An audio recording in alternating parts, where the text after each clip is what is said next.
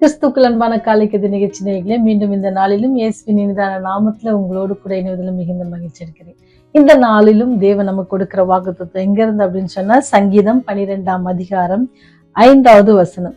ஏழைகள் பாழாக்கப்பட்டது நிமித்தமும் எளியவன் விடும் பெருமூச்சு நிமித்தமும் நான் இப்பொழுது எழுந்து அவன் மேல் சீறுகிறவர்களுக்கு அவனை காத்து சுகமாயிருக்க பண்ணுவேன் என்று கர்த்தர் சொல்லுகிறார். என்ன ஒரு வாக்குத்தத்தல்ல!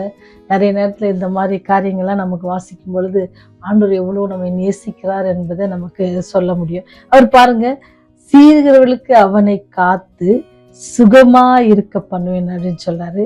அப்பொழுது நான் இப்பொழுதே எழுந்து, நான் அவர் சொல்றாரு, நானு இப்ப எனக்கு நேரம் கிடைக்கிறப்ப இல்லை, நான் இப்பொழுதே, அவன் எப்ப கண்ணீரோடு அவன் பெருமூச்சை விட்டு அழுகிறானோ அப்பவே அப்படின்னு சொல்லி அழகா இங்க ஒரு வாக்குத்தத்தமான வசனம் இன்னைக்கு நமக்கு வருது.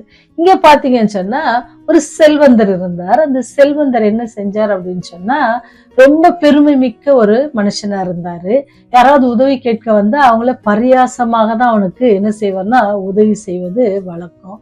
அப்படி ஒரு நாள் ஒரு வாலிபன் என்ன செஞ்சாருன்னா, ஏதாவது ஒரு தொழில் செய்து முன்னேறணும் அப்படின்னு சொல்லி அவரிடம் சென்று கொஞ்சம் முன் தொகையாக ஏதாவது கேட்டு பணம் வாங்கி நம்ம அது பிசினஸ் பண்ணிட்டு என்ன செய்யலாம், அதை திருப்பி கடனை கொடுத்துடலாம் அப்படின்னு சொல்லி அந்த வாலிபன் என்ன செய்யறான்னா அங்க போகிறார்.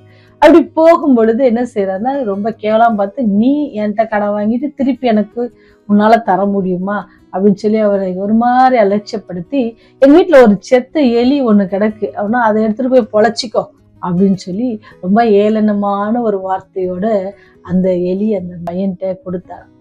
அப்போ அவர் சொல்றாரு, இந்த செத்த எலியால ஒண்ணும் பண்ண முடியாது, உன்னாலே ஒண்ணும் பண்ண முடியாது, போ அப்படின்னு சொல்லி சொன்னாராம். அப்ப இந்த வாலிபன் என்ன செஞ்சோன்னா, அந்த செத்த எலிய வாங்கிட்டு அப்படியே கடத்தெருவுக்கு போனானா.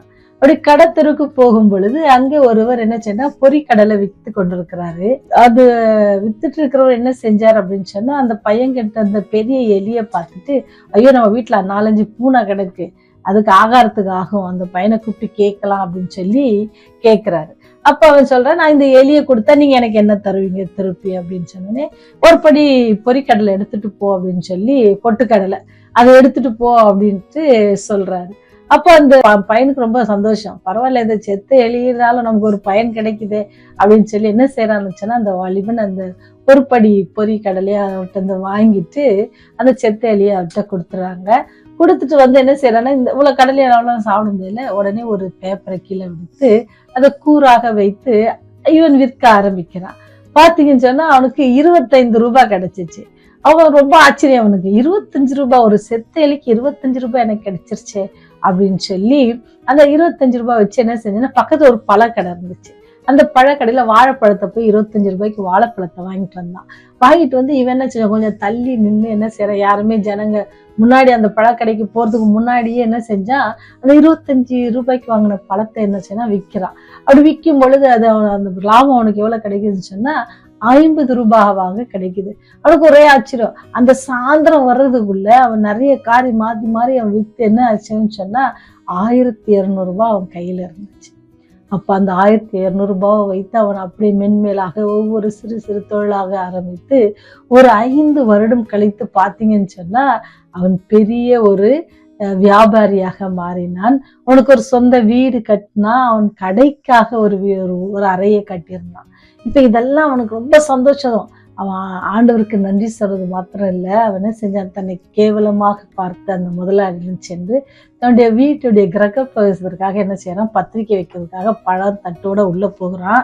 அவர் சொல்றாரு, யாரு நீ, யாருப்பா, எதுக்கு வந்த, எது இதை எனக்கு ஏன் தந்துட்டு வர, யாராவது கொடுத்து விட்டாங்களா அப்படின்னு சொன்னான்.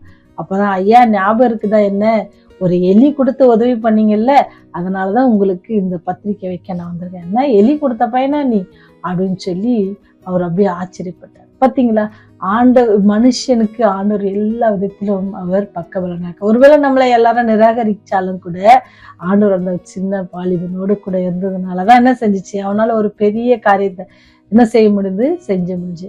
அதனாலதான் நீங்க வேதாமத்துல பாத்தீங்கன்னா யாக்கோபு கூட என்ன செய்வாங்க, அவங்க மாமா வீட்லயே அவருக்கு பெரிய பிரச்சனைகள் மாத்தி மாத்தி அவருடைய சம்பளத்தை எல்லாம் மாத்துவாங்க. ஆனாலும் கூட யாக்கோபோடு கூட ஆண்டவர் இருந்தாலும் என்ன செஞ்சா, திரளான செல்வத்திற்கு யாக்கோபு அதிபதியாக.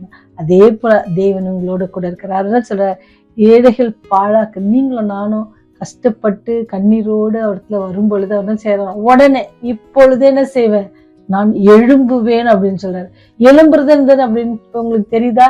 ரொம்ப நமக்கு எதிராக யார் வராங்களோ அவங்கள நான் போட்டு அவங்கள தாக்குவேன் அப்படின்னு சொல்லி ரொம்ப ஏதோ எழுந்திருப்போம்ல, அந்த மாதிரி ஆண்டவர் எழுந்திருக்கிறார். நீங்களும் நானும் விடுகிற கண்ணீருக்கு ஆண்டவருடைய பதில் எப்படி இருக்கு சொன்னா, உடனே இப்பொழுதே எழும்புகிறேன். எழும்பி என்ன செய்வேன், அவங்களோட சத்துருக்களுக்கு முன்பாக அவனை என்ன செய்வேன், விடுவித்து நான் அவர்களை என்ன செய்வேன், அவர்களை சுகமாயிருக்க பண்ணுவேன் அப்படின்னு சொல்றாங்க. இவ்வளவு நாள் நீங்க ஒருவேளை கண்ணீரோடும் கவலையோடும் வியாதியோடும் இருப்பீங்க, மனபாரத்தோடு இருப்பீங்க அப்படின்னு சொன்னா, ஆண்டவரிடத்துல நீங்க முறையிடுவீங்கன்னு சொன்னா எப்படி முறையிடணுமா, பெருமூச்சு, ஆண்டவரே என்னால முடியல ஆண்டவரே, நீங்க தான் ஆண்டவரே அப்படின்னு சொல்லி நீங்க பெருமூச்சு விட்டு அழும் பொழுது அவர் உடனே எழும்புவார். உடனே எழுந்து வந்து உங்களுடைய குறைகளை எல்லாம் நீக்கி உங்களை சுகமா இருக்க பண்ணுவேன்னு சொன்னார்ல, அந்த வாக்கு தத்துவம், சுகமா இருக்க பண்ணுவேன் என்று சொன்ன அந்த வாக்கு தத்துவம் இன்னைக்கு உங்களுடைய வாழ்க்கையிலும் என்னுடைய வாழ்க்கையிலும் தேவன் நிறைவேற்ற நாம் ஆண்டோடத்துல பெருமூச்சோட ஆண்டோடத்துல நம்ம ஒப்பு கொடுத்து நம்ம ஜெபிப்போம் அப்படின்னு சொன்னா, எப்படி யாக்கோபோடு இருந்த தேவன் இன்று நம்மோடும் கூட இருந்து நம்மையும் விருத்திக்க பண்ணுவார், நம்மையும் ஆசீர்வதிக்க அவர் காத்திருக்கிறார். அப்பேற்பட்ட தேவனை பற்றிக்கொள்ள நீங்க ஆயத்தமா இருக்கீங்களா? அவரிடத்துல வேண்டுவதற்கு நீங்க ஆயத்தமா இருக்கீங்களா? ஜெபம் செய்வோம். இரக்கமும் கிருபையும் நிறைந்தவரே, எங்களுடைய வேண்டுதல்களை கேட்டு உடனே பதில் அளிக்கிறவரே, உடனே எழுந்து வந்த ஆண்டவரே, எங்களுடைய குறைவுகள் எல்லாம் நீக்கி எங்களுடைய எதிரிகளை எல்லாம் தாக்கி ஆண்டவரே எங்களுக்கு ஆசீர்வதித்து சுகமா இருக்க பண்ணுவேன் என்று சொன்னது தகப்பனே, இந்த வாக்கு தத்தத்தை இந்த நாளிலும் இந்த செய்தியை கேட்கிற ஒவ்வொரு குடும்பங்களிலும் நீர் கிருபையா இருந்து இறங்க வேண்டும் என்ற பாத்திர கெஞ்சி மன்றாடுகிறோம் தகப்பனே. இரக்கம் நிறைந்தவரை உம்மை நோக்கி கூப்பிடுகிறோம். என்னுடைய குற்றங்கள், குறைகள், பாவங்கள், மீறுதல்கள், தவறுகள், தப்பிதங்கள் எல்லாவற்றையும் ஒரு விசை கூட ஆண்டவரை தயவை மன்னித்து ஆண்டவரை நாங்கள் எங்களுடைய கரத்துல ஒப்பு கொடுக்கிறோம். நீங்க பொறுப்பேற்றுக் கொள்ளுங்க, நீங்க எங்களை வழி நடத்துங்க. நீங்கள் எழும்பி எங்களுக்காக நிற்கும் பொழுது எங்களை எதிர்த்து நிற்க யாரால் கூட தகப்பனே, நீர் எங்கோடு இருக்கிற தேவன் பெரியவர் ஆண்டவரே, அற்புதங்கள் செய்கிறவர் ஆண்டவரே. நீர் இந்த நாளிலும் கூட தேவைகளுக்காக வேண்டிக் கொள்கிற ஒவ்வொரு பிள்ளைகளுக்காக செபிக்கிறோம். அப்படியே தேவையெல்லாம் சந்தித்து அவர்களை நீர் வழி நடத்துங்க. அப்படியே கூப்பிடுதலுக்கு அப்படியே செவிகள் திறந்திருக்கிறதை நாங்கள் விசுவாசிக்கிறோம் சாமி. எங்களுடைய கூப்பிடுதல்களை நீ ஒவ்வொரு நாளும் ஆண்டவரே துருத்தியில் வைக்கிற தகப்பனே, ஆண்டவரே உடைய பாத்துல கெஞ்சி நிற்கிறோம். பாவங்களை மன்னித்து உடைய பரிசுத்த ஜீவத்திலே நாங்களும் இந்த பரலோகத்துக்கு வந்து சேருகிற வாய்ப்பை நீர் எங்களுக்கு தரும்படி கிருபையாய் நாங்கள் அதை பெற்றுக்கொள்ளும்படி நீர் எங்களுக்கு இரக்கம் பாராட்ட வேண்டுமா இயேசுவின் வழியாய் செபிக்கிறோம் ஜீவனுள்ள பரலோக பிதாவே, ஆமென். ஆமென்.